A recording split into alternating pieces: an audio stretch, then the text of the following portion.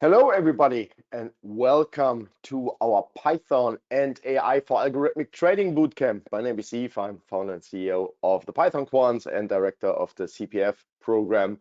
And I'm pretty excited to go, today and over the next 2 days with you through a couple of, from my point of view, very important topics when it comes to algorithmic trading. You can imagine that such a relatively short bootcamp cannot touch upon everything that is relevant in algorithmic trading, but I think we will be able to encounter a number of very important ideas and to use a number of very important techniques based on Python, based on AI, which means machine learning, which means deep learning, for example, to the exciting field of algorithmic trading. I think we have come a long way to the democratization of algorithmic trading. This used to be a discipline for like the biggest financial institutions that had available back in the days millions and millions in budget for building the infrastructure and getting things up and running with systematic trading, right? These days, basically, what is enough is a current machine, whatever it is. If you have a Windows machine, if you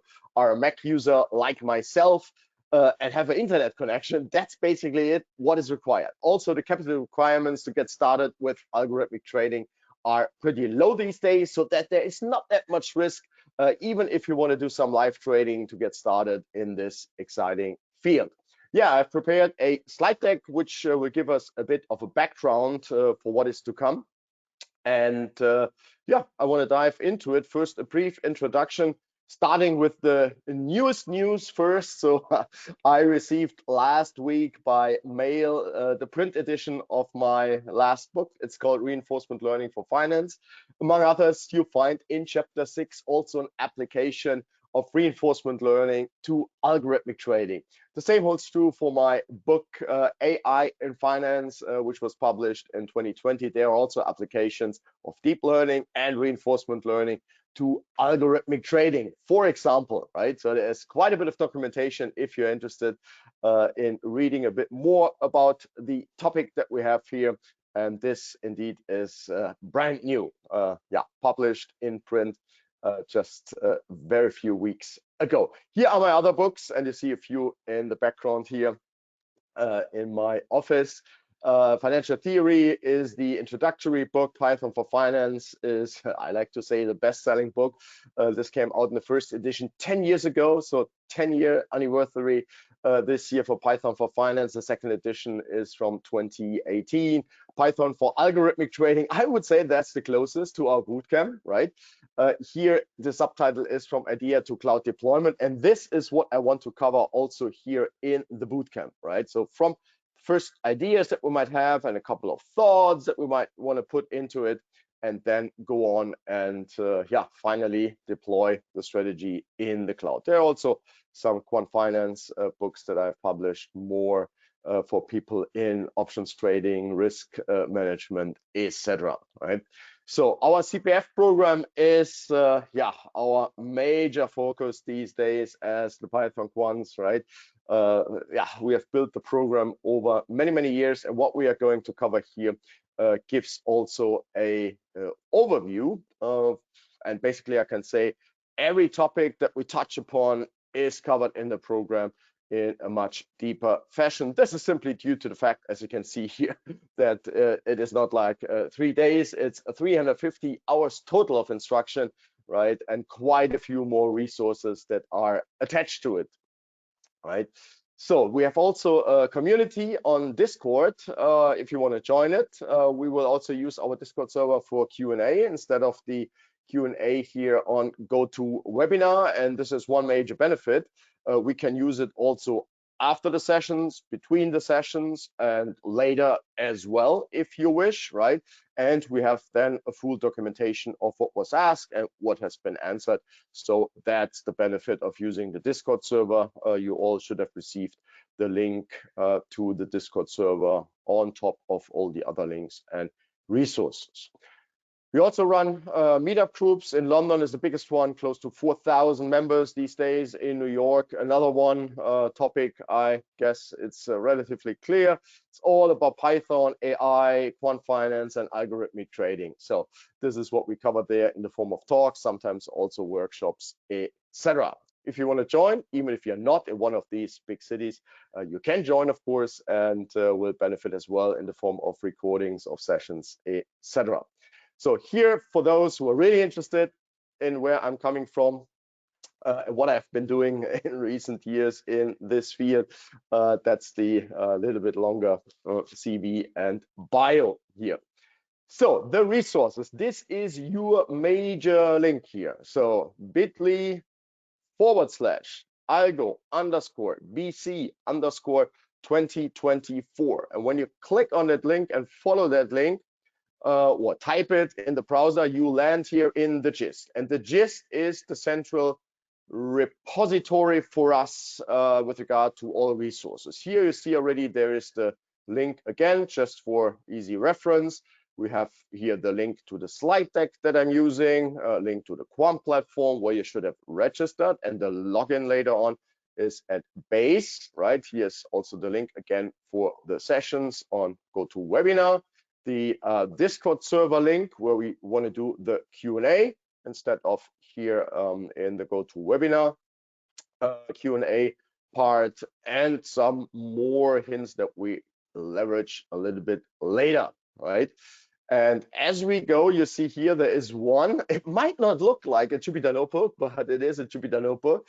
Here it is still empty, right? So this will be filled up during the session today, and I will push the updated version to the gist whenever it makes sense. So when we reach a smaller milestone, then I will go and push the updated version, and later on in the second session, the same thing, third session as well. So in the end, you have all the resources that we together create here in the online bootcamp in the gist, and then not in this empty way, but rather in a filled up way, hopefully with useful resources for you to leverage later on. That's the basic idea. So your central go-to place, there you find also all the other links, right? A quick or brief overview here of the online bootcamp, what I've been planning for day 1, day 2, and day 3. Right, day 1 is about the basics in terms of our practice part. After we have finished here the presentation, and in between, we will already go and set up infrastructure, and we'll go through the first topics. And then, as we move on, we cover different elements here, like simple strategies, a vectorized backtesting as a very important technique. And on day 2, we move closer towards trading, right, with the trading platform and some AI-based strategies. And day 3 is more or less focused then on the deployment, setting everything up in the cloud, working with a lightweight tool chain, and indeed, hopefully, then deploy a strategy or the strategy that you have decided for in the cloud and see it up and running live and in real time. This is always a good feeling, right? When you say, well, I've worked on it, I have implemented everything, and now I see the strategy executing the trades in real time, and I'm just sitting, leaning back and watch what my trading bot is doing, right? So that's the rough plan. And as I was saying before, first a few theoretical underpinnings, a little bit of background with regard to algorithmic trading and what is relevant for what we are going to do, strive for in the second part of today's session, and day 2 and day 3. So I would start recalling certain AI success stories. What got the ball rolling with AI and why AI might be such a hype these days, basically all around the world, in every industry, in every corner, in finance, at every financial institution, etc. Then I want to touch upon physics envy and the beauty myth, which is, from my point of view, something also relevant for what we want to implement later on.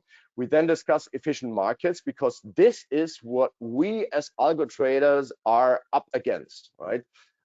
Efficient markets sounds like an interesting and probably good thing, but if you want to make superior market returns, generate alpha as it's usually called, then efficient markets are indeed our enemy, rather our friend. Data-driven finance is a discussion of where we stand in finance in combination with AI-first finance, right? And then we have the overview again for day 1 to day 3 bootcamp, where we then go through the coding parts here, right? So AI success stories. There is a nice book which I can only recommend. I don't want to talk that much about it. It's called How Smart Machines Think, and it's not a technical overview. It's just like more on the story side, recalling what was happening in the past and what have been the major breakthroughs and how they have been accomplished based on AI, like reinforcement learning techniques and so forth, right? AI success stories. For me, I got really intrigued when I read about Atari games and how reinforcement learning agents were able to play these games at a superhuman level. Not for every single game in the beginning, but they managed to, for example, let the machine play Breakout here, as you can see on the screenshot. Yeah, at a superhuman level with new strategies that were really interesting to observe what the machine, the bot, has discovered there back then. And down there you see the console, the Atari 2600, and interestingly enough, right next to where I live here in Germany, there was a retro conference, and there was really one on sale, actually. A pretty interesting thing there, right? This is what all got started, the older generations like myself, with playing games back home. Here is the documentation of yeah, the success story. The other was just like a visual meme for this example, but there is documentation which is freely available. All is on archive, playing Atari with deep reinforcement learning. And you see, this is more than 10 years back, right? And in between, there have been so many breakthroughs in this regard. Yeah, you see, we have come a long way. And what started, yeah, as a gaming context, now has evolved with ChatGPT and everything else to something that is really life-changing, right? To have a machine that plays a machine game at superhuman level might sound interesting, is a wonderful breakthrough, but what has come afterwards, I think, is really remarkable, right? And we have the success story with Go and AlphaGo, which is documented so well, for among others, in a feature film which is available for free on YouTube and on Netflix, for example. And what is remarkable in this regard is that 2014, Nick Bostrom, one of the researchers, yeah, the leading researchers about intelligence, published his book, Superintelligence, where he was saying, well, it might take a decade roughly until the human world champion might be beaten by an AI agent in the game of Go. And we know the story. Yeah, it took 1 year just to beat the European champion, Van Hui, and then another basically half a year. It wasn't longer, right, at the beginning of 2016 until indeed the human world champion was beaten. And again, this is not decade, and one of the leading researchers like miscalculated it that much. It was a year and not 10 years, and we have seen other breakthroughs which have come at remarkable pace in this regard, right? So more surprises and wonderful breakthroughs than even those involved over years and decades would have imagined up front, right? So the same holds true now for the story with regard to chess. Basically, here the world champion was beaten already in 1992. I think it was roughly no, a little bit later, I think, here in 1985. That's a story here from the book Deep Thinking. Garry Kasparov was able to win against chess machines easily, right? And here 12 years later, so it was not 1992, it was 12 years later, 1997, he was beaten by what was called Deep Blue, this huge machine, which was a dedicated chess machine. And by dedicated chess machine, I mean they developed processors which were fast in evaluating chessboard positions. And yeah, this was simply by sheer brute force, as they say, that they were able to beat the human champion. And now 20 years later, here you see, and the book was published in 2017, any number of free chess apps can rival or even beat, this is rather the case these days, beat any human grandmaster, even Magnus Carlsen, the world chess champion. That is, I think, pretty, who is pretty well known, I guess. Just the small little iPhone. This is how far we have come. Not a $10 million supercomputer, the iPhone, or let's say another Android phone. They are all able to pull off the trick. But AlphaZero here, this is the next iteration of the AlphaGo program, was able, and I want to just highlight here the chess story, after training for approximately 9 hours to beat basically the strongest chess engine around, and this is Stockfish, you can read it here, Stockfish, right? And it is really remarkable that AlphaZero only surged or needed to surge 60,000 positions per second instead of 60 million for Stockfish. So I like to think of this like something like intelligence, right? So it's not only the speed of the calculation and advances in computer chips, it's also something more there. And I don't want to get here metaphysical or whatnot, but the numbers thing, I think, speak for themselves. So, and then we have landed, as I was saying before, quite a few years later, and this is already here from 2023, relatively short after ChatGPT was published and got the whole LLM ball rolling, where they were already speaking of sparks of artificial general intelligence. And this is here the key part, general intelligence. Usually what is meant by this is something like a human being comparable to human intelligence, right?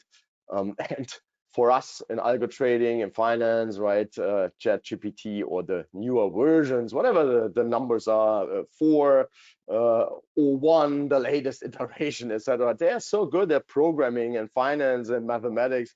It's sheer remarkable what they can accomplish these days. It's wonderful. And I was saying before, Atari, beating Atari games or beating humans at playing Atari games, it's already nice and great and exciting, right? But this here really, I would say, still is life-changing, even if we got used to over the last 2 years to what they can accomplish. So the physics envy and the beauty myth. What is meant by that? Yeah, this is now something about traditional finance, right? And what might have gone wrong in traditional finance, right? We have several cornerstones here in finance, like expected utility theory, equilibrium theory. Then we have concepts that are to be found all around, like normal distributions, linear relationships, efficient markets, arbitrage pricing, right? And where I've put an X, I would say that the empirical support and empirical evidence, right, is not really given for what we see here. And when I say not really, in many cases, there is no empirical support whatsoever for linear relationships used for X, Y, Z, or the assumption of normal distribution to derive ABC, right? So they are still around, they are used, and they are nice, they are appealing. Usually they lead to major simplifications with regard to the mathematics involved, but they have nothing to do with reality. This is like saying, well, I assume that I don't know, that gravity has simply another value. Instead of 9.81, we assume for the factor here 5 or 15, right? This would be, I would say, pretty dangerous when you want to build an airplane or want to send a rocket to space. You need to live with the realities. And in finance, yeah, people for a pretty long time, they pretended that the financial world was different than it really was and is, right? So it's not that back in the days, certain theories were good and in line with reality, and suddenly something changed. This is also sometimes the case, right? Uh, but normal distributions and linear relationships hardly ever existed in finance, right? So I don't want to bash finance. I'm a big fan of traditional finance. I've studied it. I still love it. But if I would need to bet my money, right, on something, I'd rather look for something that is closer to reality. Because here you see in theory, normal distribution is assumed. This is a QQ plot. But in practice, we have fat tails, as is easy to spot here. What is not that easy to spot is that we also have high peaks around 0. So returns are usually not normally distributed. We can, yeah, inspect this later on and do a really practical example. This here is for the sake of illustration. Then linear relationships, like in the capital asset pricing model, which is still in wide use these days, published in the 60s, right, has basically no empirical support. It's nice, it's appealing, it's a wonderful story, but if you go through the original text, you will already find a large number of qualifications with regard to, yeah, how simplifying certain assumptions are, right? Even the authors here, like William Sharp in the 60s, they were aware of the fact that this is quite far from reality, but for the sake of, yeah, deriving certain results, certain assumptions are made so that the derivation A becomes possible, or B might be more simple than in other contexts. But when you see it here, what was written in 2004, the capital asset pricing model theory and evidence. So the attraction of the CAPM is that it offers powerful and intuitively pleasing predictions about how to measure risk and the relation between expected return and risk. I say for myself, I also find it intuitively appealing, pleasing, right? I love it, basically. I love the theory. But the version of the CAPM developed in 64 and 65, or published, let's say, has never been an empirical success. Never, has never. Not back in the days and suddenly something changed, as I was saying, has never been an empirical success. The problems are serious enough to invalidate most applications of the CAPM. Here I cite a German text because it's, among others, codified in German law when companies need to be valued, for example, during mergers and acquisitions or for tax purposes. Still, the CAPM or the tax CAPM are used, although everybody knows that they are basically not a good model, period, right? And the finance discipline and economics itself is about predictions. So this is maybe a little bit simplified, but when we say finance or business administration, economics is microeconomics, let's put it that way, is about prices and how prices are defined by supply and demand and all these concepts, right? Then we can here say, and this is from a paper here, Killing Chu, this is from 2023, and behind that you find links, right? So when you click on this here, you will be able to download the whole paper, right? And here they point out prices are predictions. So modern analysis of financial markets centers on the following definition of price derived from the generic optimality condition of an investor. And you see here the formula, and in the text, the prevailing price for an asset on the left-hand side reflect investors' valuation of its future payoffs, right? So the idea is that a company makes profits in the future, company pays taxes, and what remains is discounted, and therefore we get a price by the discounted cash flow method. And in that sense, since we need to predict future cash flows, prices are in that sense predictions, right? But how good are economists and financial market practitioners in predicting prices? Yeah, here, these are two of my absolute favorite charts, right? So these are here charts about a 10-year US Treasury yield and the federal funds rate, market expectations versus realized. So the black curves are the realized ones, right? And the blue parts here, I must say, are expectations, right? And you see that basically none of the predictions are even close to what has happened, right? So you see here, for example, when the federal funds rate was rising, market practitioners, this is consensus data, right? They were always predicting that it will level out here at 3%, here level out at 4%, here below 5%, but the funds rate was climbing, and then it was decreasing, and there was a jump again here during the recession, and people predicted that it will further rise to 4% again. To the contrary, right? It was, here you see, this is what was predicted, and this is how the market then evolved over time, and pretty quickly, right? Not like over a longer period. This was like a sharp drop in the funds rate to level close to zero, right? In the crisis 08, 09, so starting 07, right, going to 09. That is the prediction. This is market reality. And these are people who sit all day long in front of their machines and read newspapers and do whatever, right? And they still get it wrong so often. Here again, the prediction here is that the funds rate goes down again and it further rises, right? So if economics, if finance is about prediction and predicting markets, yeah, we must say that the professionals get it wrong more often than not, as we can see here, right? And this is, I find, pretty remarkable because these are highly paid people and professionals. So this is also an interesting read. I can only recommend it. Physics Envy may be hazardous to your wealth. This is basically about the same thing, right? That that finance was looking for too long for simple, elegant solutions that might indeed be elegant once you find them, right? But these solutions usually don't have any empirical support, right? So, yeah. There was a question, and please use the Discord server for your questions.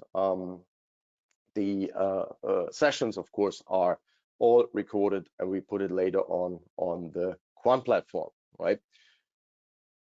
So efficient markets. This is now something where I had put a check mark behind it, not a cross, right? In the sense of that I consider, and many others consider, efficient markets to be a success story, basically an exception to all the criticism that I have brought forward, right? And what are efficient markets? Yeah, markets appear to be efficient, meaning that traditional prediction methods are ineffectual, right? So therefore, the predictions, this is, I don't know, on YouTube, there are fail videos for basically everything, right? So X fails, Y fails, Z fails, and here we can say these are charts about prediction fails, right? There is one fail after the other that we see here. And it might be due to the fact that markets are to a large extent efficient. And it started with a discussion of random walks and whether random walks where the price rises with 50% chance and drops with a 50% chance in a most simple case, like the flipping of a coin, right? Heads or tails, 50%, if everything is perfect and not biased or rigged, right? And if this is a good model for a stock market, then as we can read here, and now we are in the middle of our algorithmic trading story, right? For example, we shall see later that if the random walk theory is an accurate description of reality, then the various technical or chartist procedures for predicting stock prices are completely without value. So completely without value. I mean, isn't this disappointing, right? You buy books for the technical analysis of stock price formations and whatever, right?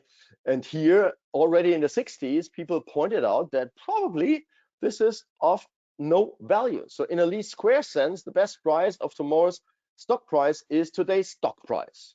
So in other words, I don't need to go further back in time, and I have open here the web trading app of Wonder OLA. And what people do here, they analyze charts like these, right? Here we have what do we have here? Yeah, we have candle charts, and this is 1 hour, right? We can also go to 1 day, for example. This doesn't make that much of a difference. They look similar, and people, depending on what their trading horizon is, what they believe in, they analyze daily charts or hourly charts or maybe 5-minute bars if they want to trade faster, right?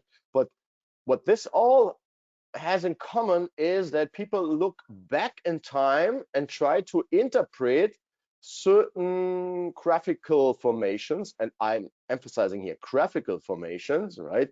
And say, well, this looks like the market goes further up, or this looks like the market goes further down. Here the market is euro US dollar, but we can make the same example with whatever, right? Bitcoin, oh, new highs here, right? All-time highs currently 88,000, right? So it doesn't matter. So it's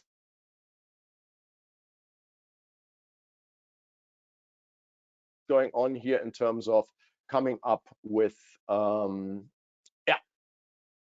an idea of whether the market goes up, then they go along the market, or the market goes down, then they go short. They use like everything, like here trends, like moving average, for example, that we can put in here, adding this indicator, or another one, oscillators. What do we have? The MACD, for example, and we add the indicator, and then you see there is a large here volume based trend ones, Bollinger Bands we can add to the story, right? So whatever there is, trend lines, support lines, resistance lines, whatever, right? That's the usual handling of such data, right? People look back in time, either pretty long back in time or pretty short. So they would zoom in and would say, well, I'm interested in the last trading hour, in the last 2 trading days, in the last X, Y, that, right?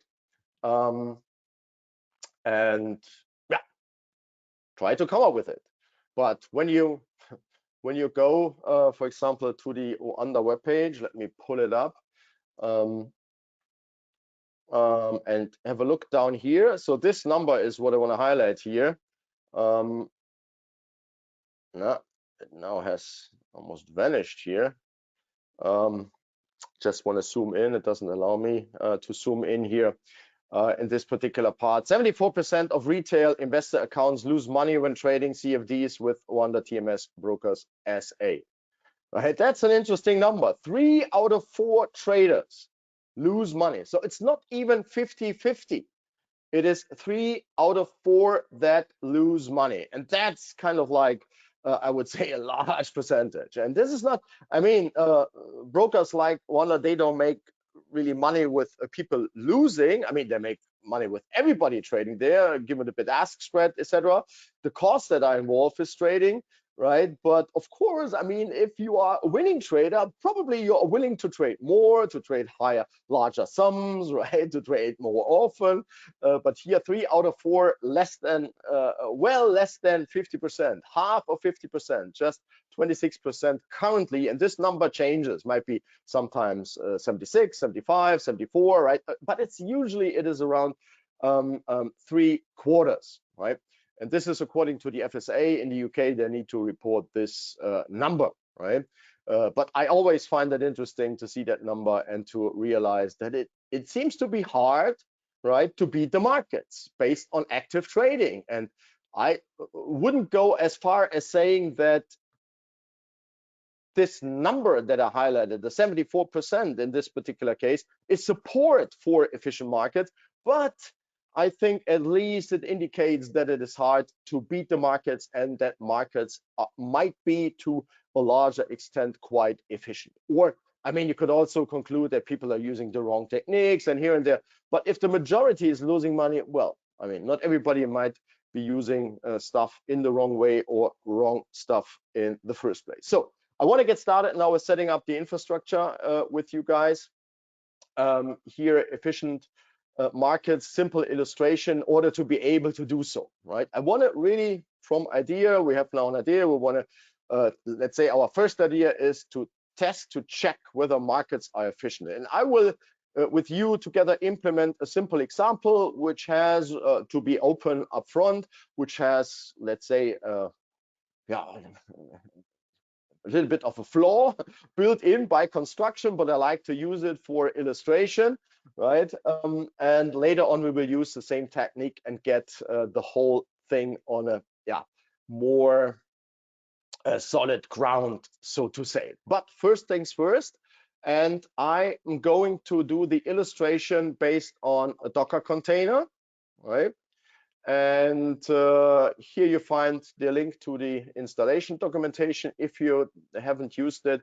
I'm just going here with the Docker container so that I can start really from scratch, and I do it here with Ubuntu, so that for everybody we have like the same foundation, and when we want to work in the cloud later on, we will do basically the same thing. So there are a number of reasons. The first for me, once again, is so that I start here on a green field, because on my Mac machine, you can imagine, I have Python installed and everything is already there. If you have on your machine, you can also lean back and say, well, let's have a look at what Eve is doing here, right? But if you have Docker, if you have worked with it or want to install it, usually this is a pretty efficient affair these days. We must be grateful for that. And then you can do it as well if you fancy, right? So here is the command which I'm going to copy. So I can also type this out. This is relatively straightforward. And I'm changing now to the shell side of things, right? Maybe I make this a little bit larger even here, and I paste it here. You see here, I'm on my Mac Studio machine. This is the live folder. In the live folder on my machine, I have just 3 files. This is the markdown file, which is the first one for the gist. And here is the empty Jupyter notebook. And this is just a helper script to update the gist. So this is on my Mac Studio, and I now start the Docker container with Ubuntu in it. I don't know. Oh, I was highlighting something. This is not good on the shell. If you highlight something, it gets automatically copied. This was not my intention. So now I have it here, and you see after very few seconds, I have now a different prompt here. The prompt is root at AlgoBC. This is the name that I've chosen here, Algo Bootcamp. The folder that I'm currently in is mounted to root live. I use Ubuntu latest, and here I'm using a port so that I can run Jupyter Lab out of the Docker container. So that's already basically it. So this is a pretty standard affair. We have here just, I would say, fairly standard stuff, nothing sophisticated, right? And I want to develop with you, I don't want to go step by step through it. I want to develop with you a little script which does all the installation procedures that are required here, so that you have a full reference later on. And to this end, let me put on my classes. This makes life for me much more easy, right? So I'm here in the same folder now. From the Docker container, I can access my local folder, so that I can save stuff which is independent then of the container, right? And the first thing that I need to do here is to update the package index, apt update. Before that, I cannot install anything else. So I will then go and install my favorite editor, Vim. This is a pretty large package here, 73 megs. Usually the Python packages are not that large. Here we are Europe and 7, I'm in Berlin time zone, right? So, and with that installed, this was just the basics. I have updated the package index. I have installed my editor. I'm now able to create a text file. And let me do so, Vim, and I call this install sh. This is something, if we later on want to, that we can also use when we move to the cloud, right? And use this later on in the cloud. And here I want to stick now to the apt package manager of Linux in order to get everything installed that we, for the time being, might need, right? So this is our install sh package. Right, what is doing this here? So, and the first thing that we would usually do is what I've been doing before, right? And then we would upgrade the packages that need upgrading. And after that, I would, for example, install my Vim editor. I have done so, but here I want to have it for later reference, and I would confirm this upfront. So apt install screen is usually a tool that we, in particular for the deployment, are going to use, right? So that's an important tool. And yeah, we might just to have one more here, HTOP as a resource manager. And for those who are following along, who are in the CPF program, this is currently also a topic that we cover intensively. All these setup procedures, and the class is called Data Science Basics, where we go through basically all the tools, techniques that are relevant and useful for general data science, and in particular, obviously, for financial data science, right? And then we would like to install here Python 3, Swan package, and apt install pip x, which is the relevant pip package manager for Python that we want to work with. And once we have done so, I need to update the path, the environment variable path, right? And here I go with the path itself. And this is now what I'm going to append. This is in root.local and bin. So that's what I need to add. This is nothing that now falls from heaven. This is what I remember. Therefore, I can type it out. But if you wouldn't know about this in another context, when you do this interactively, it would show you what exactly needs to be appended. And once we have done so, I can pip x install IPython, for example, right? Then pip x inject into the IPython environment, for example, NumPy, pip x inject into IPython again. So this is the name also of the virtual environment. And we want to have pip inject IPython also Jupyter Lab. And probably, I would say, we would like to do some plotting, matplotlib.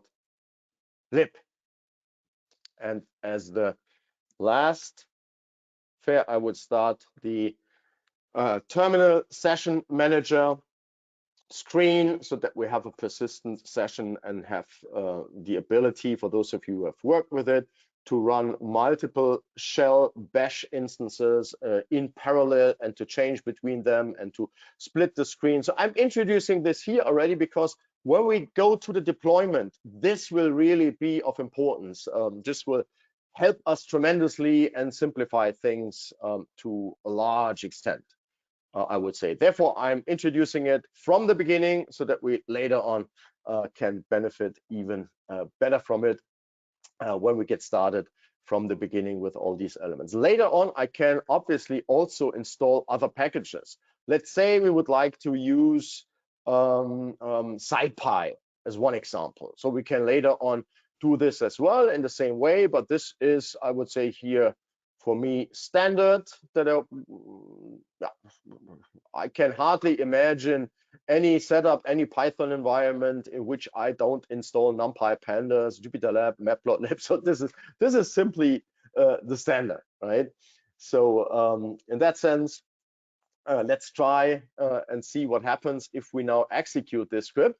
We could have typed all of this here on the command line and go through it step by step, but this might simplify things later on so that we don't need to repeat this over and over whenever we set up a new environment. So let me save this, and I'm going to share it once I'm sure that it runs. So once I have seen that it all works as desired. That's not always the case, obviously. And let me get out here. So I have now my additional file install sh, and I go and run this now, bash install sh. It's now going through this script line by line and executes the single commands, whatever it encounters there. It's now currently installing Python 3. Here pipx is now getting installed. I have installed IPython in the IPython environment. NumPy is installed. Now Pandas, Jupyter Lab, and Matplotlib, I think, was the last one. Jupyter Lab is a little bit of a larger package. It has many dependencies, right? And you see here what it's typing. It installs it. This was now a bit fast. Here, package NumPy into the virtual environment IPython. Right?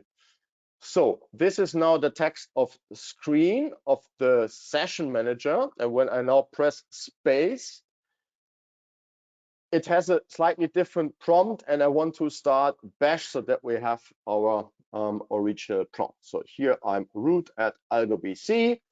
Tilde means we are in the root folder, and live is the current folder. And just to check, here we are. So this all seems to work. Let me just do one more check here, IPython, and it starts. This is a good sign. I just wanted to check whether it finds. I can also check, for example, if Pandas is there. Yeah, Pandas is also there. This is now not the coding exercise that we want to go through. This is the check of the installation. So I exited for the moment, and let me go here and push this to the gist. So Vim update. I need to adjust this here to include also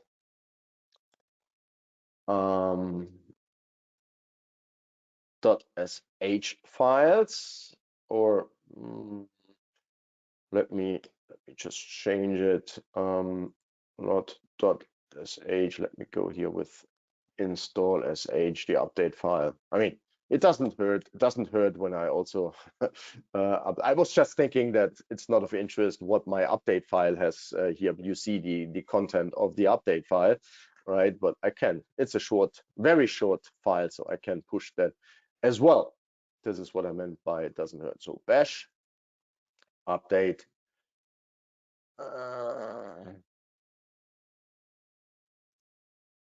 Oh, there is no. We currently don't have a Python file yet. So no Python file at this point in time. Therefore, I might get rid of the Python file description. So I was looking for any Python file, but since there was none, it was complaining. About not being able to find one. So here, this now seems to have worked, but a quick check. for you that you see the procedure as it works. I have done the update now, and the little install sh file that we have together implemented plus my update.sh are now available in the gist as well, right? So that's a simple script, but it gives us already the basic stuff that we need, right? Python, Jupyter Lab, NumPy, Pandas, Matplotlib. I would say this is, for me, these are my work horses. And whenever we need something else, easy enough to edit later on. So that is the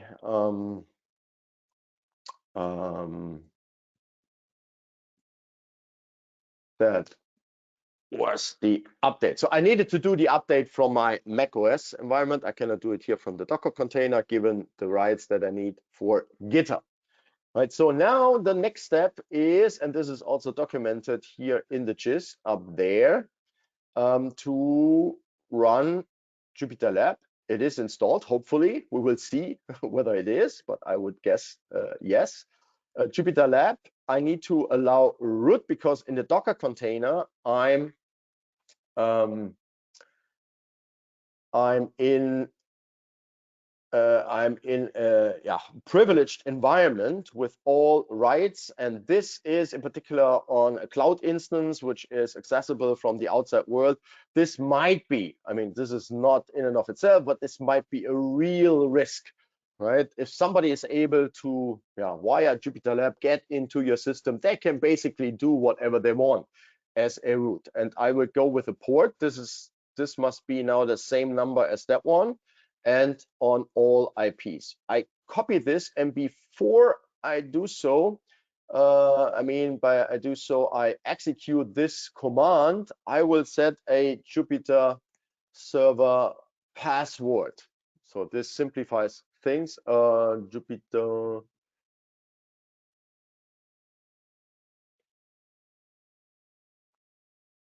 It doesn't do it. This is on Mac, it's different. So let me then run it that way. So usually Jupyter would be installed on Mac. Therefore, I wanted to set the password. When I run it now, let me see.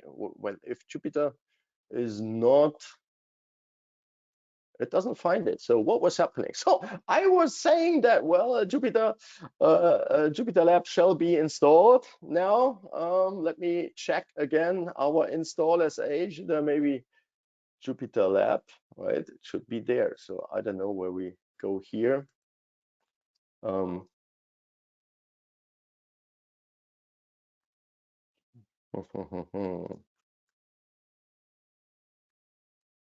Let me just check something. Pip x ensure path.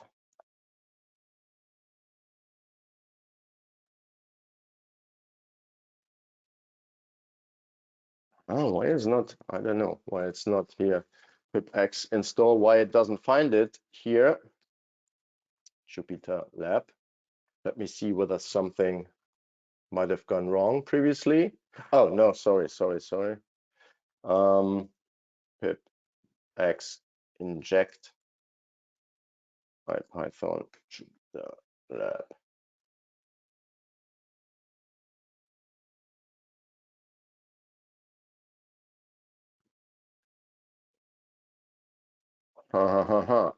See me wondering why it does not run here, why it's not finding it.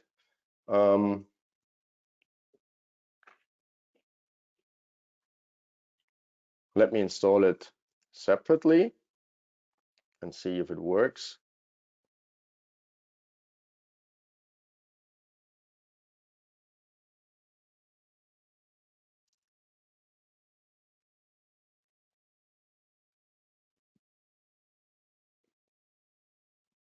It's called differently, sorry. On here you see, this is the way of calling it now, right? That's the way to do it. And I can change it. You see, this is how there have been, sorry, but there are so many changes that are happening. So I can now maybe use the very same command and started just with a dash in the middle. So this was the only thing that was missing here was the dash. This is obviously a specialty on Linux here. So now you might say, what is going on? What is going on here? I just see some output, but what is actually happening? And the relevant output here is that one, right? So this is the relevant output. And when I copy this and paste it in the browser, you see that we are now in the Jupyter Lab world, right? So this is how it works. And this is the first milestone that we have Jupyter Lab up and running, right? And I can close it and go back and let me try again here with Jupyter Lab server, if this works. No such file. No, it somehow doesn't allow me to set the password as is usual. JLPM lab extension JLPM as it is usual. So this is now how far we have gotten. So let me now repeat the exercise. No, I don't want to update. Thanks for reminding me. So when I go here and would start from start to finish after what we have now together developed, I can start another Docker container. So I just want to show once we have our file here, I'm going to exit that one, exit. So here in another window, I'm starting the Docker container from scratch. So this is now greenfield operation, cd root live vim the install sh, right?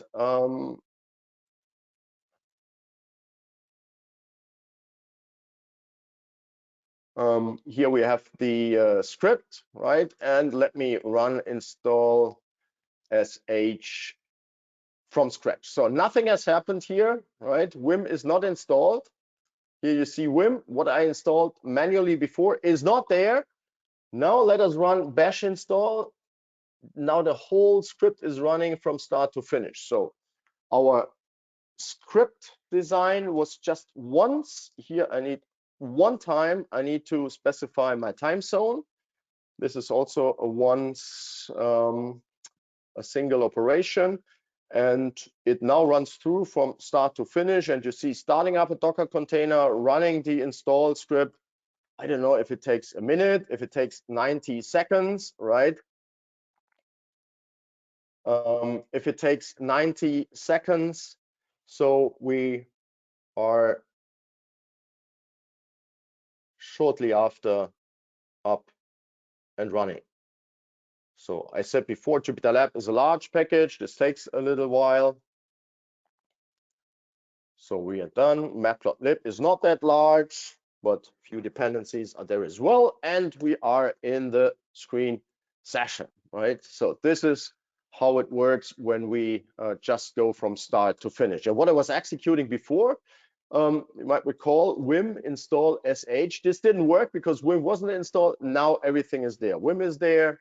We have htop, which is there. This is the resource manager. Currently, we have no need for it. Later on, we might have when we do the deployment, right?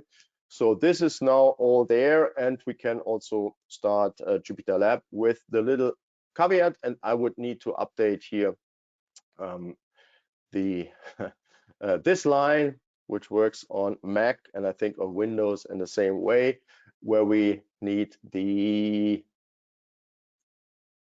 dash here in between. It's still not finding it. I don't understand why it's not doing that stuff. Here, I'm sorry about that. The sequence vim, the sequence I probably need to do a little change here. so that we find it, so that we get everything properly in the environment, because now it looks like we have it in two environments. So I skip the IPython part, which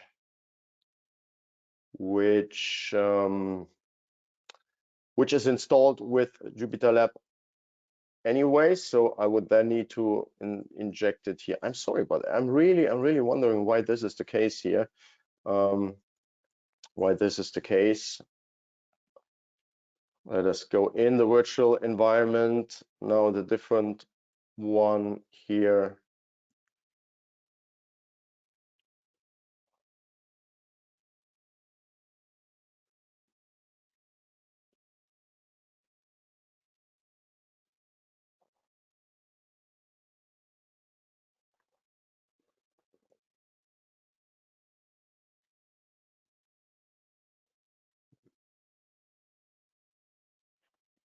So once again,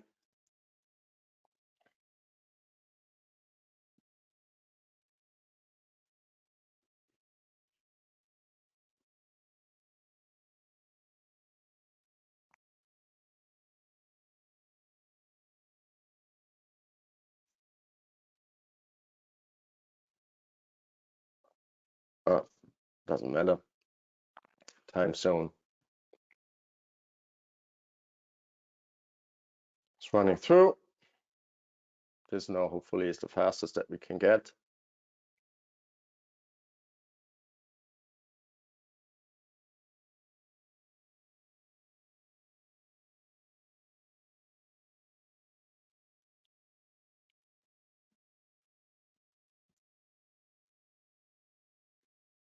I've updated that now, and I can do also the one update here when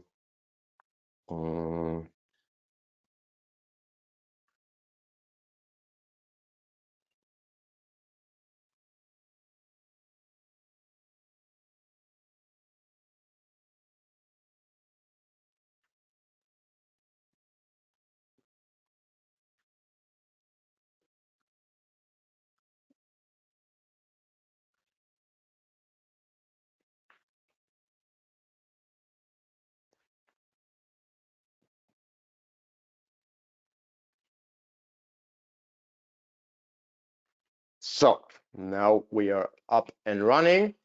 Here I have the command, and I have updated all the resources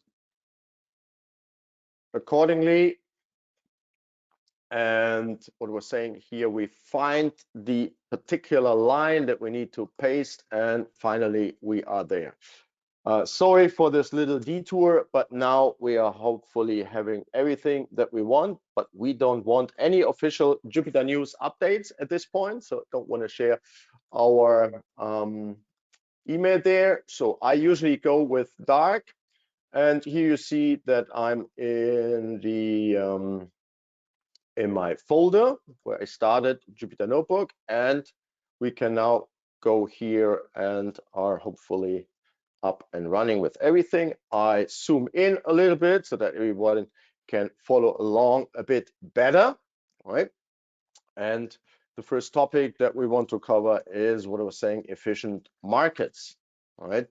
So efficient markets, what do we have here on the screen on the slide?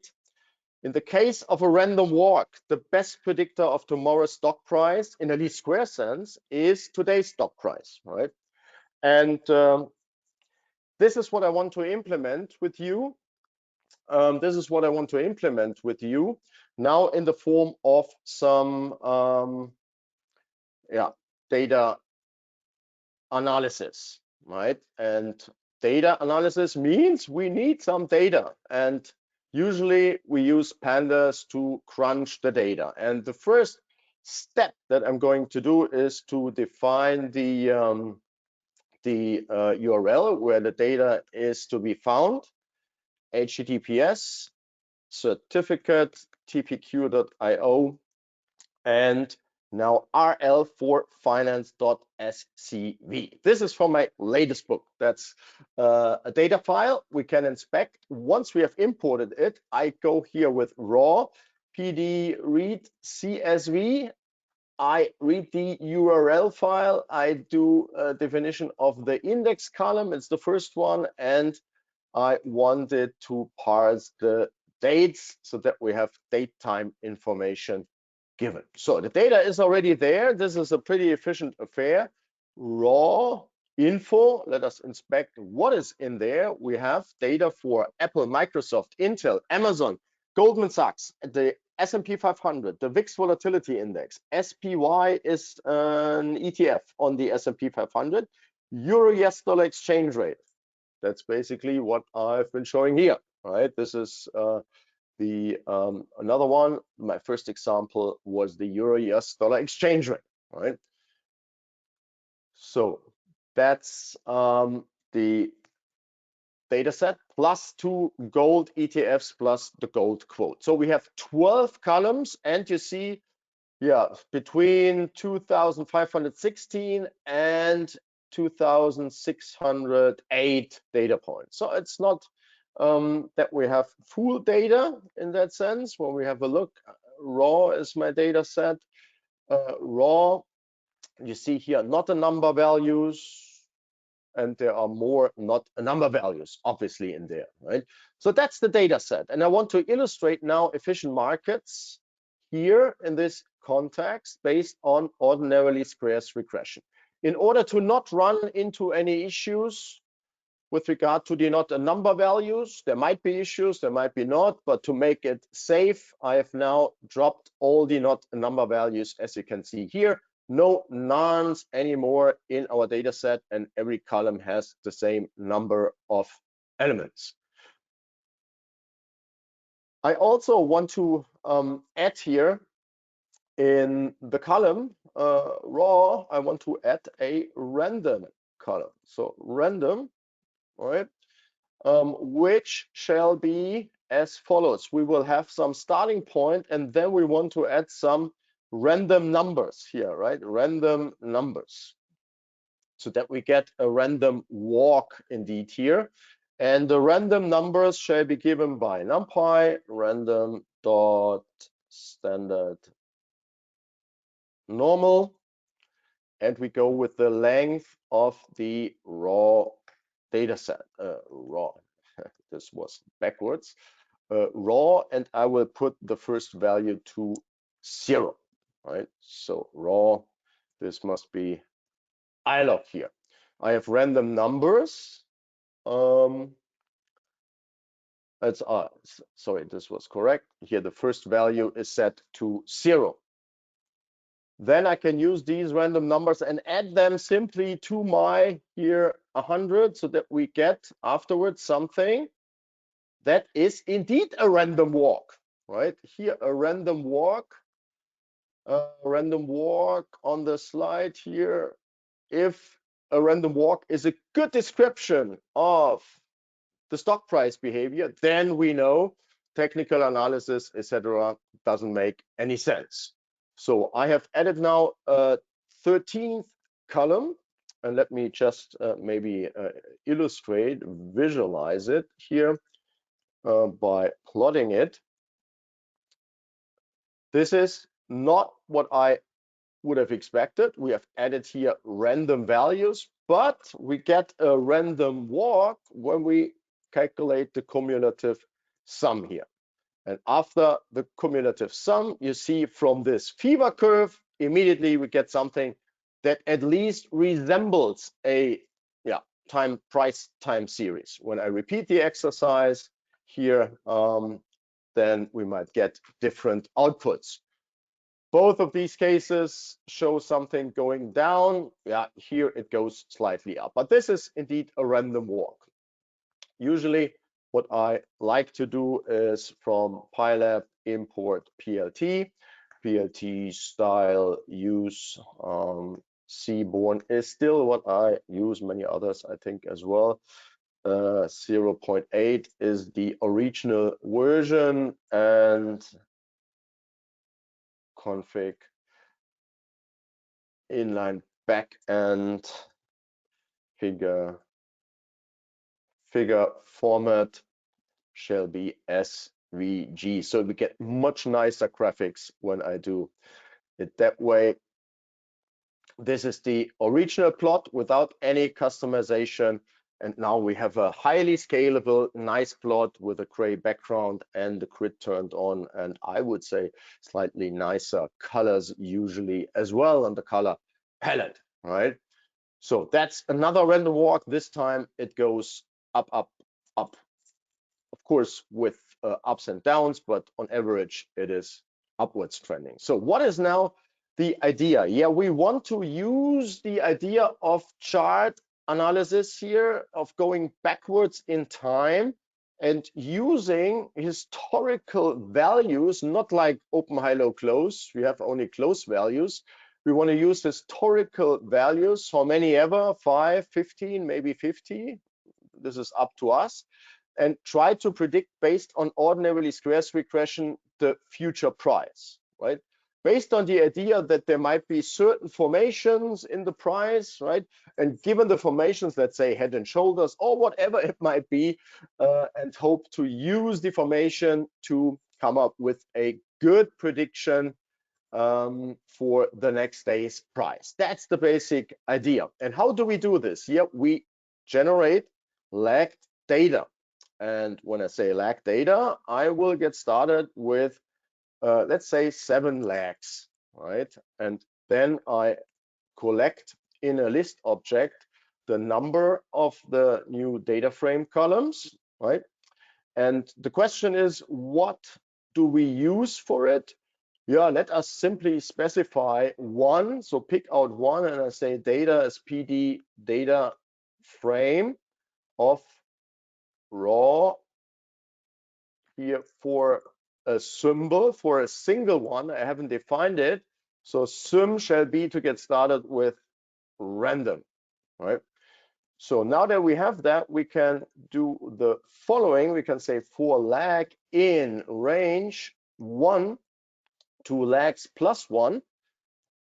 We do the following. We specify a column name. Here lag number 1, 2, 3, 4, 5, 6, 7. Right? And then we create a new column here with that name and do the lagging of the symbol column here by 1 day, 2 days, 3 days, 5 days, up to 7 days, right? And then I append here the column header. So when I do this little exercise here, and I introduce it here for the first time, but we will use this little approach a few times later on as well. So this is something that we will leverage in a slightly different manner. When I now have a look at the header here, let's say we go with 8, you see that we have gotten new, not the number values. And the first lag here, the second lag, third lag, they are basically the same values. They are just pushed in the column 1 row downwards. Here it is pushed down 7 times, right? 7 lags. Here 6, 5, 4, 3, 2, 1. I think the structure here is clear given the nice triangle with nons that we have there.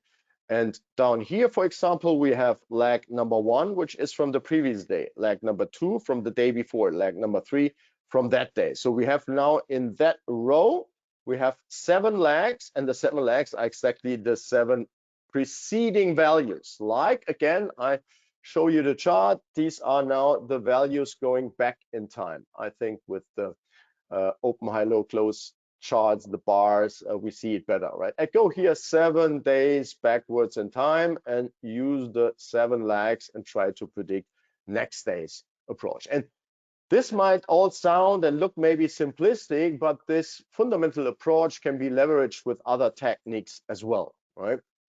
So the lag data is used now to predict the price on that day. So I look back in time and predict today's price. Then I move forward and look again back in time and predict the next price. So that's the idea. But we are not really doing some, how shall I say, some sequential looping here or whatnot. We can use what is called vectorized operations.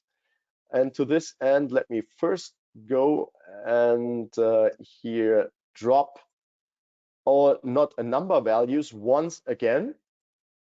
And we are now already in the position to do the regression. This is a single line. Here we work with NP, lin, alg, LST, SQ for least squares. Now, what are in OLS speak the independent variables? Yeah, the independent ones, the input parameters, the features, if you like, are my columns here, the cols. These are lag 1 to lag 7. And what I want to predict, and this is now the dependent variable, this is the symbol, right? And technically, I need here to set rcont to none or -1. And when we have a look at what we get here a tuple as a result. And I'm only interested here in the regression parameters. So there are 4 elements in that tuple. I'm only interested in the first element of that tuple, and these are the regression parameters, right? And first inspection shows here is a 1, and there is something close to 0, close to 0. All is close to 0, but a picture says more than 1,000 words, as they say. And we can plot here the results as a bar chart. Plot bar, cols are the x values, rec are the values that I want to plot. So you see here the regression parameters for lag 1, lag 2, lag 3, lag 4, 5, 6, 7. So this is for a random walk, right? We are indeed here in the world of random walks. And this is not real financial data where we have discovered something. No, by construction, we have worked here with a random walk. Let me create another random walk just to be clear here. So another random walk looks slightly, this looks pretty similar. Now it looks completely different, right? And I can repeat the exercise here, the whole procedure, but the chart here more or less looks the same. Not exactly the same, but more or less it looks the same. Meaning that only lag 1 has a high weight on it. The regression parameter is 1, and everything else has more or less 0 weight in the ordinary squares regression. Therefore, here the saying or the conclusion down here, in such a case, the best predictor of tomorrow's stock price in a least square sense, OLS regression, is today's stock price. And this is what we see here embodied. So we just need lag 1, which is today's stock price, and that's the best predictor for tomorrow's stock price, not lag 2, 3, 4, 5, 6, 7. I said already by construction there is a flaw in it in this story, but I like to use it for the telling of the story here. And in particular, I want to show you now that when we change here the symbol, let's say to Apple, 10 years worth of Apple data instead of a random walk, let's go through the exercise, 7 lags. Here the chart looks exactly the same. So here we have just weight on lag 1, and all the other lags have basically a weight close to 0. And you can now go and increase the number to 17 and go through all the other symbols, use your own data and check here the same stuff over and over again. You will see that at least for end of day data, for the typical time series, you will get such a result. And when I was talking about a flaw that is built in here, yeah, the flaw is that by assumption of ordinary squares regression, we need basically 40 independent variables here for lag 1 to 7. We need such independent variables that are not highly correlated, not highly correlated That's the important part. But, and that's the flaw, I can now reveal it, data calls here the correlation between all these price lags is basically 1, right? So they are highly correlated. I would say it's hardly possible that they are correlated even higher. So 0.999, 0.999, and more of these values, right? So that's here the issue. And for those of you who have worked with econometric methods, etc., this might not come as a big surprise. There are other remarks that can be made. Prices are not stationary, right? And a few more things that can be discussed here. But again, for the sake of illustration and for the sake of introducing this particular method, right, I have chosen that way, knowing upfront that I'm doing, quote unquote, something wrong here, given that I'm violating an assumption here. So in other words, we can forget about lag 2 to 7, lag 1 is enough. And this holds true, again, you can go through it for all the other symbols basically as well, with slight difference here with regard to the numerical values. So we might say now, yeah, if markets are so efficient, why should we bother? Why should we even open a trading app and have a look at it, right? Instead of just saying I buy an ETF like the SPY, that's an example on the S&P 500. I buy an ETF on a broad stock market index. And yeah, I say that's basically good enough for me. And maybe once a year, I check in and see what was the evolution over the last 12 months. So there are many proponents in the financial markets and many companies that have become pretty large, managing in these days, yeah, many billions of dollars, right? Some of them, the big one, in the trillions of dollars, based on passive investment strategies. I mean, algorithmic trading, active trading, day trading, systematic trading, quant trading, whatever the name is that is chosen for some active strategy, right? It is exciting, but the vast majority indeed is managed based on passive investment strategies, right? ETFs, many billions and billions, right? And this is due to the fact that many people believe in efficient markets, and that the markets are to a large extent efficient. And to put it the other way around, it is at least pretty hard to beat efficient markets.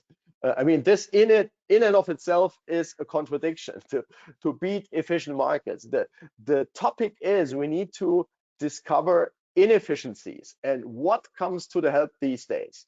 Yeah, to the help comes what is called data-driven finance. So we all know the good old days, I would say. Some of you might still be reading printed news, but I would doubt that there are so many people out there still that look up prices here of future contracts or of government bonds or whatever in the newspapers. They get still printed. And from my point of view, yeah, wood and paper is wasted to print these values, because people go to their applications and look up. I can also pull up here a Refinitiv workspace from LSEG with which we work. Let me just log in here to make my point while this is loading, right?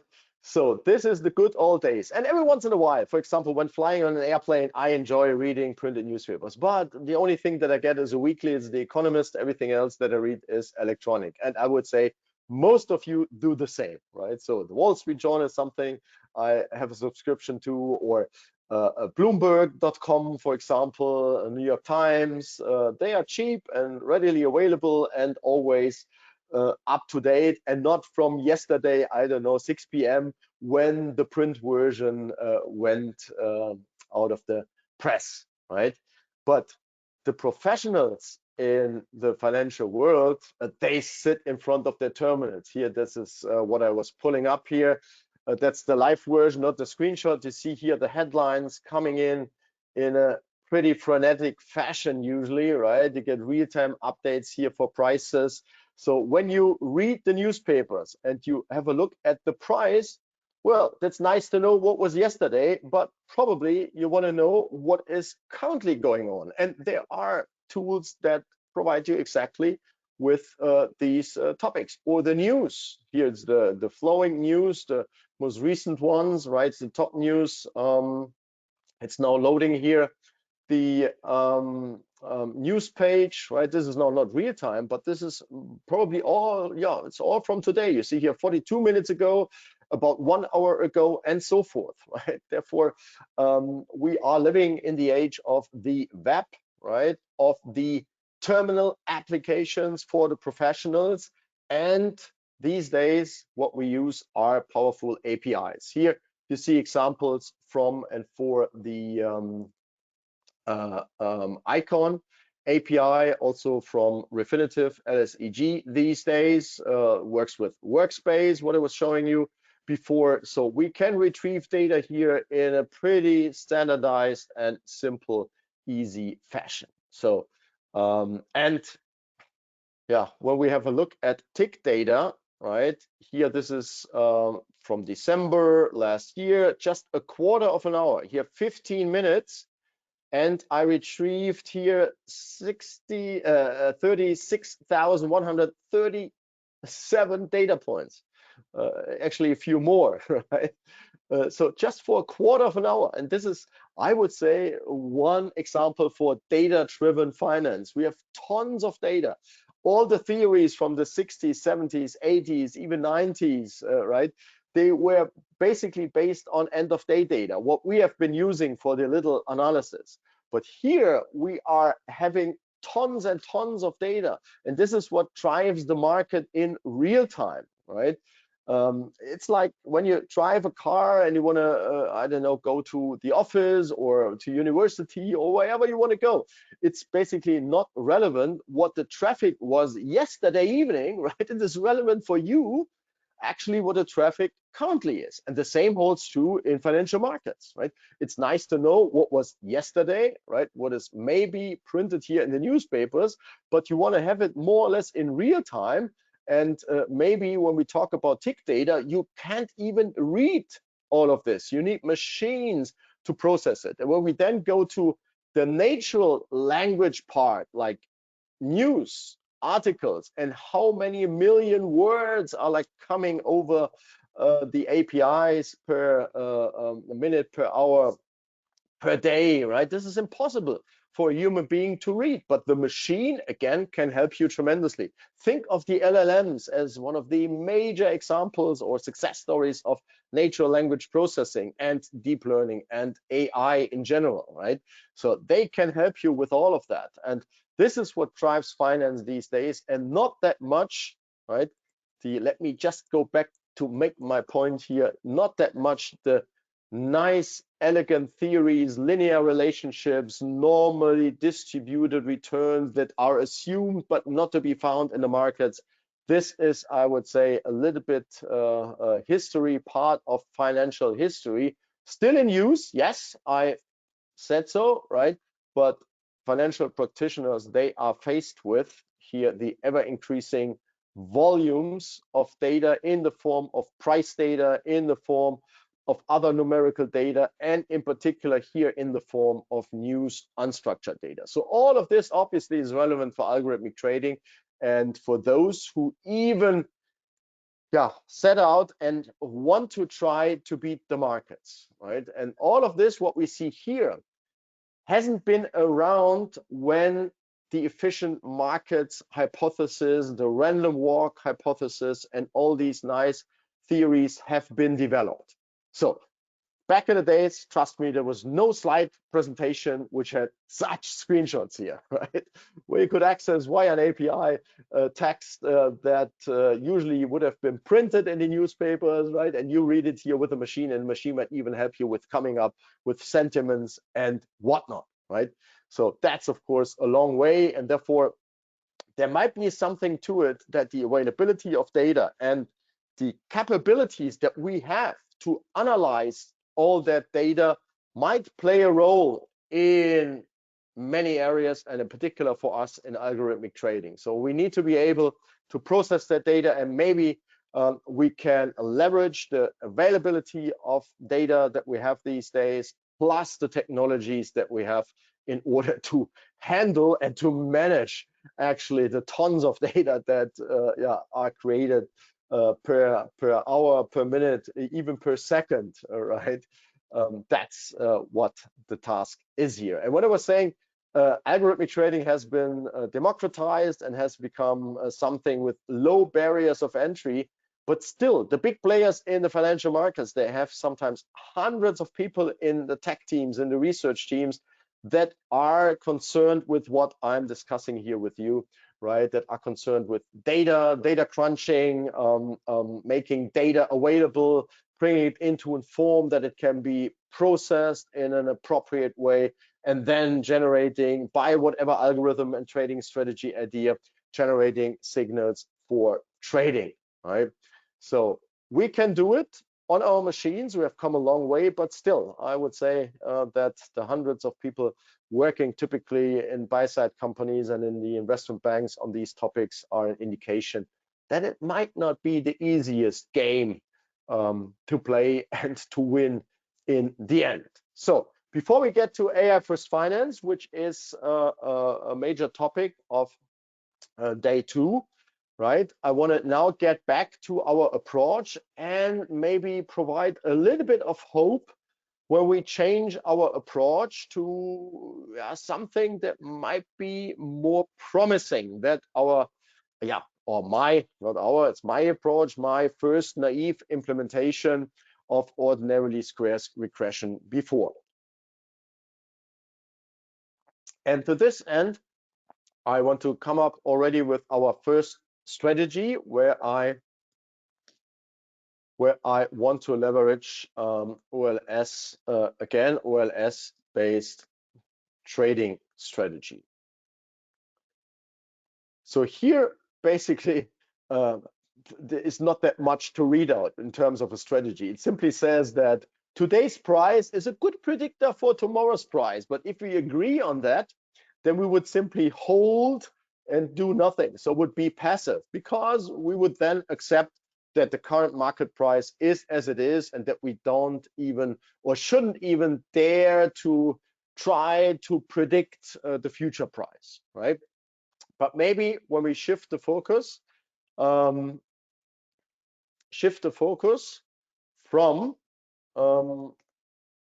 shifting from prices to returns, right?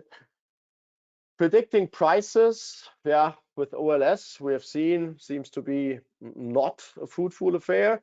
But as you might know, many econometric methods are based anyways on returns, among others, because we have here like the issue, the problem of the high correlation of our lagged data. Hopefully, we can now check and see that this is not the case with returns. I also mentioned stationarity. We don't need to go that much into the theoretical concepts, but we could also analyze and see that the returns I want to work usually with the log returns are not or are stationary and therefore have different characteristics as the prices. So speaking of the returns and everything else, I want to get started here again. So with a new data set that I create from scratch. Let me get started for the implementation with our random data as before.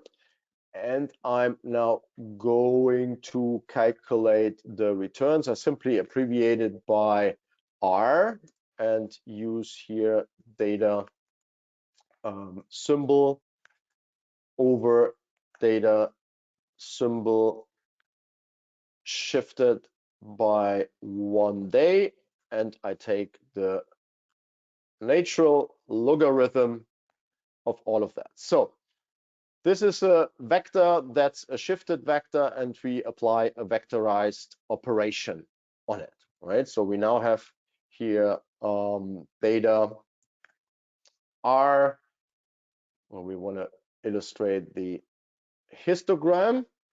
This is pretty rough. That's the default. Let's go with 50 bins. It's a little bit more granular. And these returns are supposed to be normally distributed, right?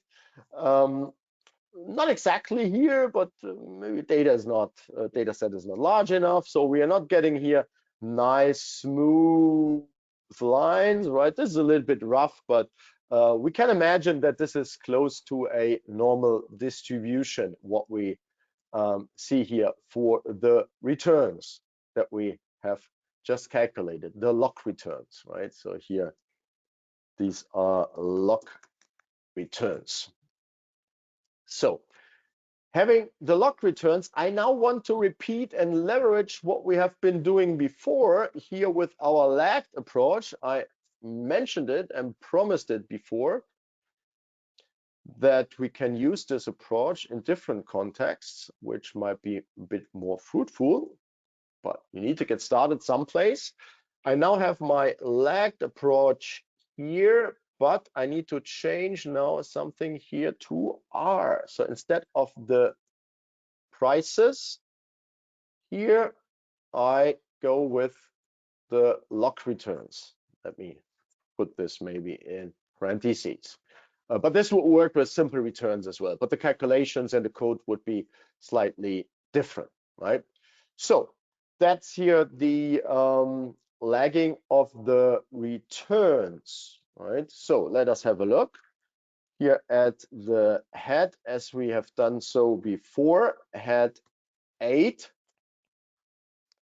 for the first part, and you see similar structure as before, similar structure, this like triangle of nonce, but the values that we have lagged, right, they are now, right, they are now much smaller. These are the returns, and when I say much smaller, these are, of course, here, these are random numbers, and when we work with a real-time series, these are daily returns, therefore they are kind of small, right?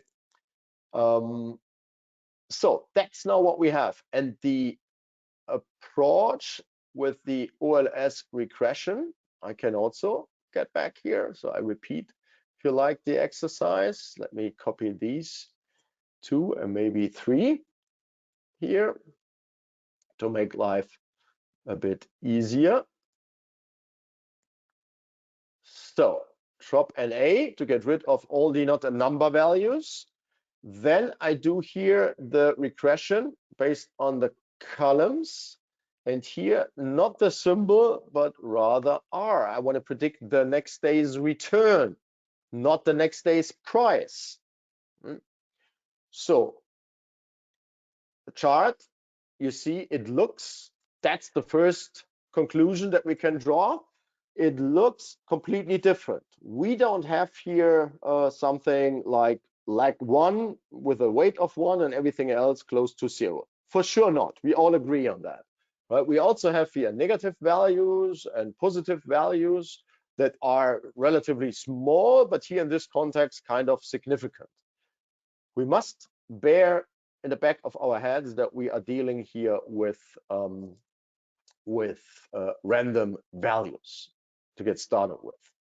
Let me now replace the exercise here with the symbol apple. Calculations are all the same, right? And this now looks already quite different to what we have seen before. Here we have now high peaks and we have fat tails. So this, I would say, just by visual inspection, for sure is not close to a normal distribution. The peak here is much too high, around 0, and the fat tails are unrealistic for a normal distribution, right? But this is typical for financial time series, and it is relevant for algorithmic trading, this particular chart, because we have so many realizations here, return realizations that are close to 0. And basically we can say that no matter whether we are long or short, if the return is close to zero, it doesn't make a difference, right? So this is yeah, something that we need to live with. And if most of the time there is a zero return, yeah, we must focus on the large returns, and that's also an important aspect. We need to somehow, I mean, probably we cannot make sure, but we need to strive for a trading strategy that gets the large returns correct more often than not. Because if you are long and you get here a -13, and if you are short, you get a +10, then this is eating up already half, close to half of your capital if this happens 3 times, 4 times, etc. Right?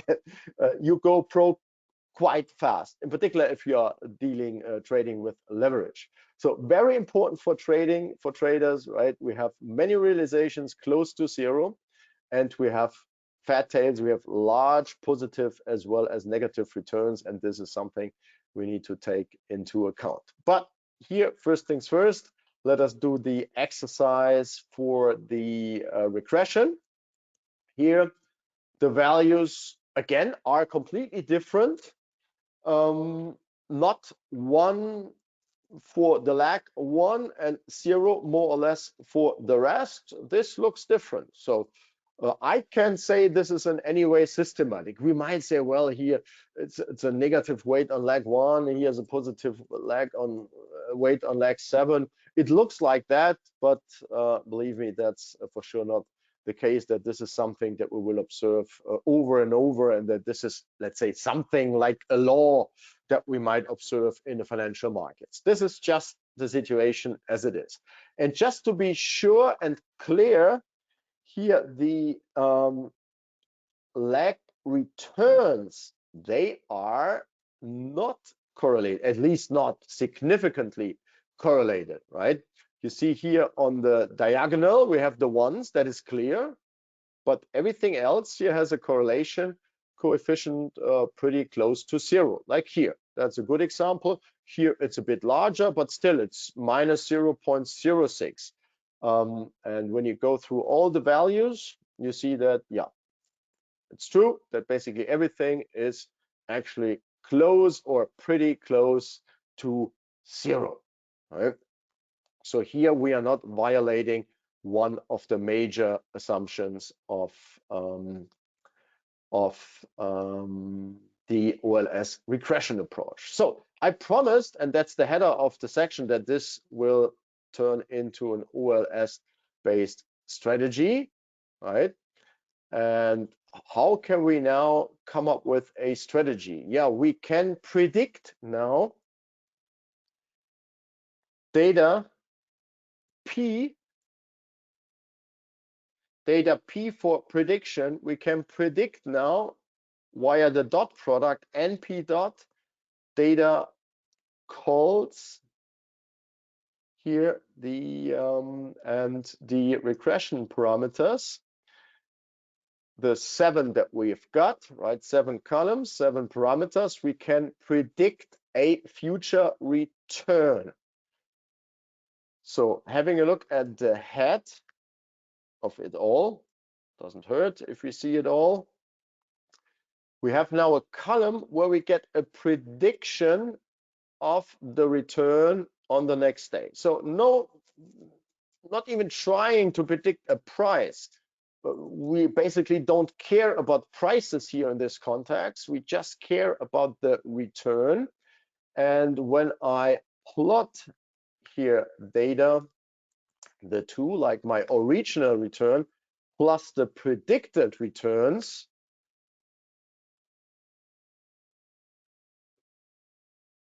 all right, you see something that might be at first sight disappointing, that all the predictions are well too low.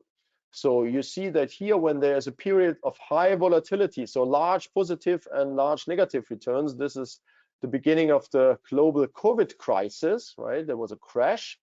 There was high volatility observed. it somehow gets the increase, but not in absolute terms, just in relative terms. But for trading, what we are interested in often, if not always, but often at least, is the direction of the market, right? Who can say whether there is a return of 1%, 1.5%, or 2%, or minus 1% over the next week or two or a month, right? It is already good enough basically to know whether the market will go up or down. This already is not only good enough, it's hard enough, right? It's even for the weather forecasters sometimes hard to say whether the sun is shining or not, right? Well, it's nice to know when the sun will be shining. Then to be accurate with regard to the temperature is a second step, right? But to have a sunny day or a rainy day, that's already a good differentiation, and that's already hard enough sometimes. At least this is how I feel about the weather forecasts here recently in Germany. And the same holds true for the financial markets, right? It would be nice to have the exact size of a return, but the direction is the first thing that we should try. Therefore, we might not focus that much here on the absolute size, but rather on the direction of the prediction. And how can we do so? Yeah, we can transform here the values into plus ones and minus ones. And there's a relatively easy and straightforward way. And this is here NP sine of data of P. So this gives us just the direction, namely -1 for a negative prediction and +1 for a positive prediction, right? So market goes down, here is a prediction, and there market goes up. And we can now compare this to the, let me start with the real returns, NP sine data of R, and can compare the two with each other here with the equal sign, and then we get here falses, trues, false, true, true, false. So this doesn't look too good for us here. So 3 times false, 4 times, but we need to do our calculation, right? And therefore, when I get here to the, let me use NP sum, and NP sum gives us now a value 1293, and this needs to be put, these are the number of the correct prediction, this needs to be put into relationship to the total number of prediction. That's the length of the data frame, right? So now we get a fraction, and the fraction is 51.55. So it's, we are 51.5% of the time we are correct, and obviously then 48.5% of the time, a little bit less, we are incorrect. The prediction is false. So this indeed is now something like a strategy, at least the statistical part of the strategy, right? Because the prediction based on the sign is now indeed a positioning, right? It's a +1 for long, and it's a -1 for short. So that's our way now towards the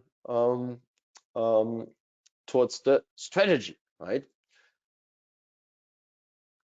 And to this end, speaking of a strategy, we want to implement vectorized backtesting, because to know that we are 51.5% of the time correct, yeah, this doesn't say that much when we recall how the returns look like.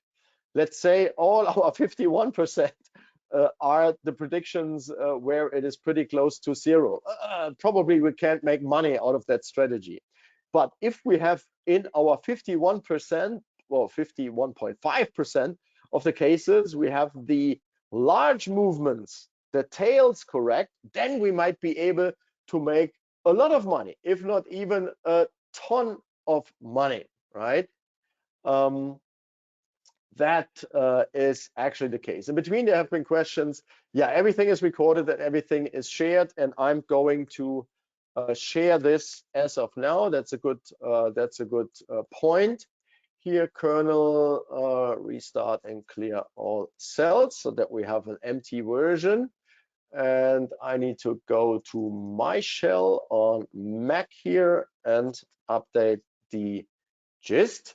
So the gist now, let me check with our little updates from before as we needed it. And yeah, here you see the Jupyter notebook, which was basically empty. Has now the efficient markets discussion and implementation, has the OLS-based trading strategy and implementation in it. And here, this is now the next part that we do. Also, so that we can work as I intended it to work, I have updated that file as well here, so that you have then the file which should run through in the desired fashion without the virtual environment issues with regard to not finding Jupyter Lab or whatnot. So I hope this is now kind of a stable setup that we can leverage and reuse later on as well. So all is recorded, all is shared. That's basically the situation, right?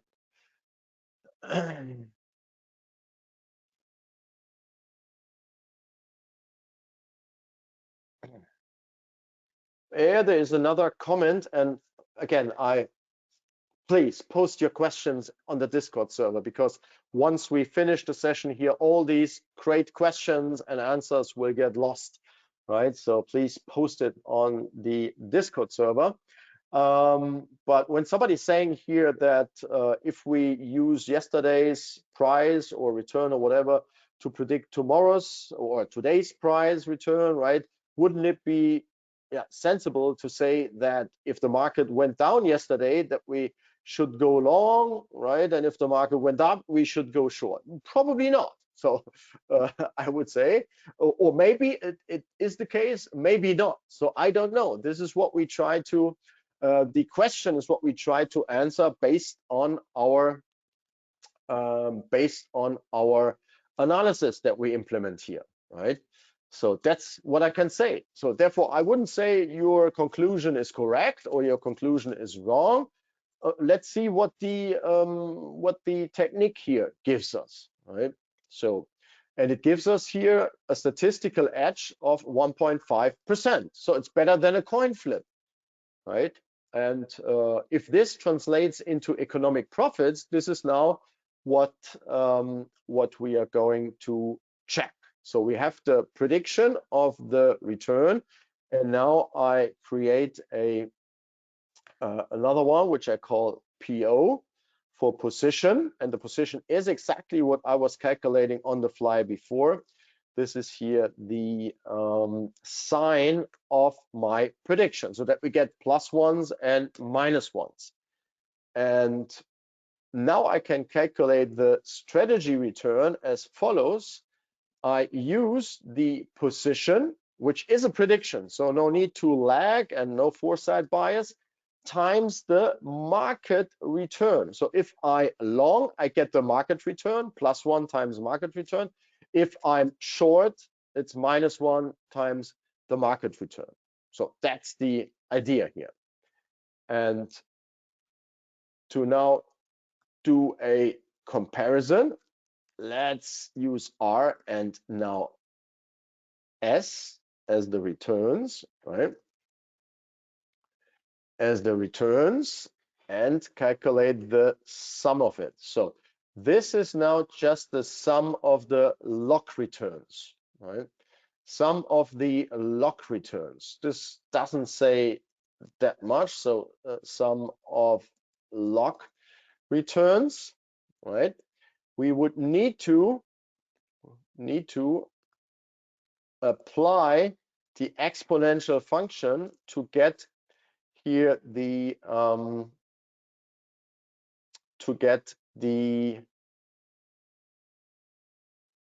cross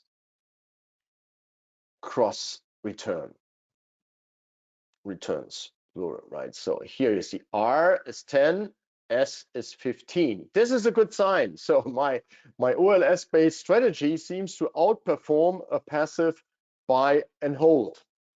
And by outperform, I mean that the chart ends higher for my strategy than the chart for the passive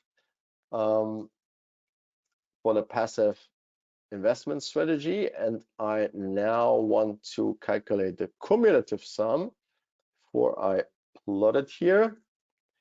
So this is now the comparison of my R as the passive investment strategy, and S is here the strategy based on which I make an outperformance. I think it's clear here. It's not in the beginning, so this is probably not a nice strategy when you would have gotten started in 2014, right? You would have said, oh, after 1, 2, 3, 4 years, 5 years, 6 years, you would say, oh, well, I'm still negative. But then only here you see the major increase here is during the crash, again, the COVID crash here, right? And then it goes up, up, up, up, up, with ups and downs in between, right? On average. So usually when I comment such charts, I'm talking about averages, right? So that's at least one of my habits. Of course, we always have ups and downs, no matter what. But here, on average, it goes up. So that's the case for, let's say, Apple. You know, this is the Apple example. I've shown you the euro US dollar chart in the Wanda trading app. Let's go with euro US dollar and see what's happening here. The returns, maybe the peaks are here not that high as we have seen it before, but we still have fat tails to the left and to the right. We have, again, pretty small daily returns because, yeah, this is a euro US dollar rate. There is not that much volatility in such a market. There is, of course, and if you leverage it, you might have more. Here we see the regression parameters. The correlation, as before, all of the values here, all of the coefficients are close to 0. And the predictions now added to the story, P. Here you see basically the same behavior, right? Our predictions, the green ones, are well too small in absolute terms. So the values themselves are too small, right? But again, it is more important for us to get the direction correct. And this is what we check for in this way here. And we have here 13, 14 correct. And this is slightly better here, right? It's 52.39%. So the edge has grown from 1.5 points to close to 2.4 points here, right? That's already promising, but once again, I repeat myself because it is so important. We need to take into account that many of the return realizations are close to 0 and that we should strive for getting the large movements correct, right? And what do we get here? We get a negative sum in the first case, a positive sum in the second case, meaning that we have a negative performance for the passive benchmark investment. And here we have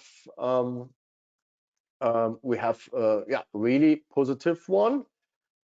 And it looks like this. I mean, this is a chart that every trader, every day trader, every algorithmic trader likes to have, right? The market on average is losing money. Of course, as usual, it goes up and down. Euro US dollar is like a mean reverting quantity, meaning that we wouldn't expect this quantity to drift upwards over time, like an index or a stock price.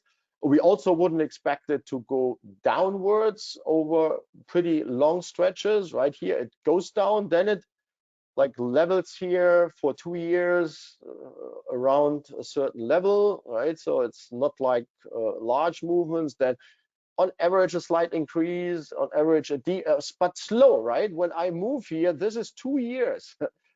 Every vertical line here is indicating a new year, right? So it's 2 years, and overall here on the end, the strategy outperforms pretty pretty well, I would say, and this is without including any leverage. But, and now comes the big but, so I put in here caution. So when I write books, there are these boxes with caution and note and however they are called, right? This analysis and the vectorized back testing is simplified in a number of ways. Among other things, transaction costs are neglected, margins for short positions are neglected. Yeah, the analysis throughout is only in sample. So I think these are important aspects to recall, right? But as I was saying before, we need to get started in a certain way. We got started pretty simple with, yeah, how shall I say, algorithmic flaw included, meaning that we have worked with correlated independent variables. So we have resolved this major issue. We have moved our attention to this end from prices to returns, and have checked for yeah, two cases here based on the OLS-based strategy, our predictive strategy with 7 legs. First for Apple, where we have seen an outperformance, but the outperformance, I would say at least, was not convincing. So for a couple of years, it was like lagging the passive benchmark investment. But here what we see indeed, yeah, a systematic and persistent continuous outperformance of the strategy as compared to the passive benchmark investment. The analysis and the vectorized backtesting, as pointed out here explicitly, is indeed simplified. No transaction costs, right? Margins for short positions are neglected, and it's all in sample, meaning that we are not training the model on a certain period and testing it out of period. This is what we are going to add in the next session tomorrow in the bootcamp. So getting closer and closer to market reality, but we need to go step by step, right? Like a baby who starts to crawl and then stands up by holding something like a table, right, or a stool, and then later on walking, maybe falling here and there, and then walking better and better. And one day the baby might be even, or then the little child might be able to run. And this is how I see it here. We progress as we move through the code one step after the other. To highlight the importance of transaction costs, I want to close with that today's session. This was the milestone that I want to achieve with you here. The vectorized backtesting concluded with this chart, but to emphasize the importance of the transaction costs, right? Let's check how many trades this strategy implements. I mean, to get an outperformance is nice, but the question indeed is how many trades are required to get this outperformance, because this will directly influence the transaction costs that we here still are neglecting, right? So to this end, let me do the following calculation. We have in data PO, we have the positions in the form of +1s and -1s. When I just plot this, won't be a nice chart, you see nothing. And why do we see nothing? We see just a blue block here because it is trading basically all the time. It's going from +1 to -1, plus, minus, plus, plus, minus, right? And what I want to do is a calculation. I mean, this chart, I can yeah, discuss it, but it doesn't say that much. We can't conclude anything from it. But what we can do here is that we calculate the differences there, right? The difference here is from nothing to 1, it's 2. 0. And every time we have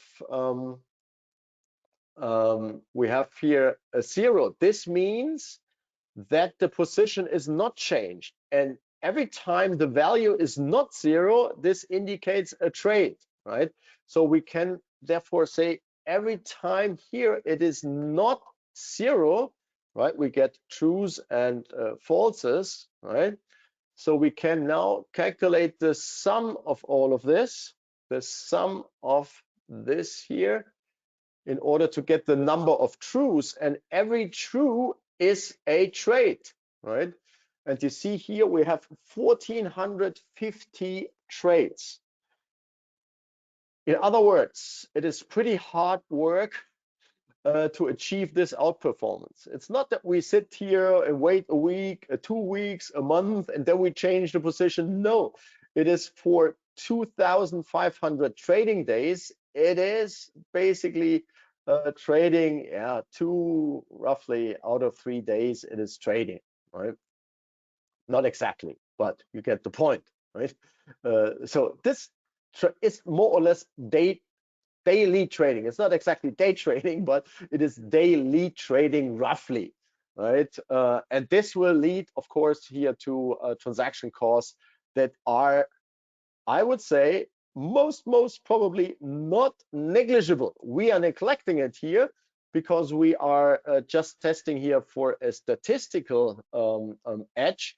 But in order to check whether there is an economic edge, making economic profits, right? This is indeed something where we would need to add the transaction costs, right? They are currently in no manner, no way here included in this analysis. But we have our first approach, and the AI-based strategies based on different methods and deep learning in particular, they can be implemented in a similar fashion. So I want to stick to our approach here with the lagged data and want to leverage this approach, but want to change then the algorithm that we use in order to do the predictions and see whether we get some benefits or not. We probably won't arrive at something that you would really say wholeheartedly, yeah, that's a strategy that I want to deploy. This is then the hard work. I was saying during the introduction that we can touch upon a number of very important aspects here during the sessions that we have in the bootcamp, but thinking of the hundreds of people that work sometimes for single financial institution that do nothing else than what we are now doing here in a pretty concise and compact format, right, indicates that there might be a bit more work to be done in order to come up then with a strategy in the end that you say, yeah, I can wholeheartedly agree to what I see, and I'm willing to bet real cash, my own money, on the strategy and deploy it then in the cloud. But we focus here on the technical implementation from the first idea. This was here OLS regression, not on the prices, rather on the log returns. We have arrived here at a intermediate milestone, and this is where we will pick up in or on day 2 in the next session, and will hopefully be able to improve upon what we have here. So let me clear the notebook so that I can upload this in an empty, more compact fashion. And you have all the resources that we have together worked on today now in the gist. You see the notebook has down towards the end exactly what we have done here for the vectorized backtesting with my word of caution. And yeah, I think that's a good point here to wrap up today's session. Before we go through the slides, let me jump to the final slides. We cover AI First Finance and the other slides that are in there on day 2. But today, for me, time to wrap up, to wish you happy Python and AI for algorithmic trading. And I see you in the next session. Take care. Bye-bye.